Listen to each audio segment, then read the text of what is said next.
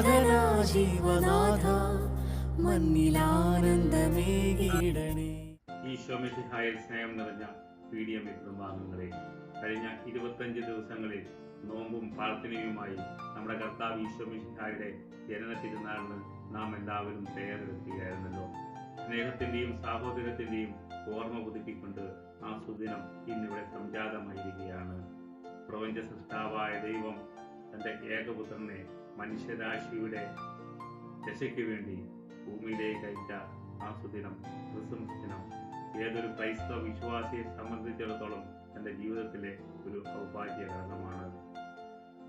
സർവശക്തനായ ദൈവം തന്റെ ഏകപുത്രനെ ഭൂമിയിലേക്ക് അയച്ചപ്പോൾ അവന് ജന്മം നൽകാൻ തിരഞ്ഞെടുത്ത സ്ഥലം കൊട്ടാരമോ മണിമാളികയോ സൗധങ്ങളോ ആയിരുന്നില്ല, മറിച്ച് എളിമയുടെയും ലാളിത്യത്തിന്റെയും പ്രതീകമായ കാലിത്തൊഴുത്തായിരുന്നു.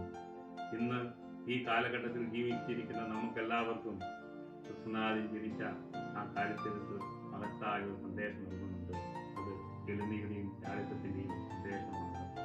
ക്രിസ്തുനാഥൻ നമ്മൾക്ക് പകർന്നു നൽകിയ സ്നേഹത്തിന്റെയും സൗഹാർദ്ദത്തിന്റെയും സാഹോദര്യത്തിന്റെയും സഹിഷ്ണുതയുടെയും സന്ദേശവാഹകരാകാൻ നമ്മളുടെ എത്ര പേർക്ക് കഴിഞ്ഞിട്ടുണ്ട്.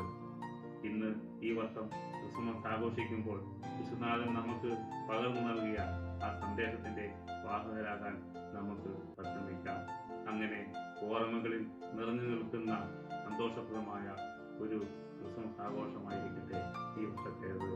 നിങ്ങൾക്കെല്ലാവർക്കും ക്രിസ്മസിന്റെയും പുതുവർഷത്തിന്റെയും ആശംസകൾ ഹൃദയപൂർവ്വം